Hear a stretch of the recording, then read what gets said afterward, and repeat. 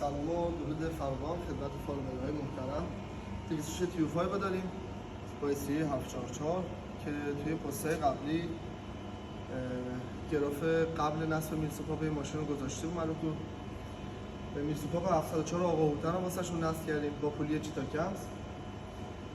توان ماشین قبل از نصب میرسوپاپ 105 اسب بخار و 135 نیوتن متر گشت آور بوده. بعد از نصب میرسوپاپ و تنظیم یه فارش به 130 اسب بخار و 151 نیوتن متر گشت آور رسیدیم. یه چیزی حدود 25 اسب بخار افزایش توان رو داشتیم و 16 نیوتن متر گشت آور. اگه توجه کنید توان ماشین از موتور 4500 به بعد افزایش چشمگیری داشته. تعمیر کارش توی مجموعه خودمون انجام شده.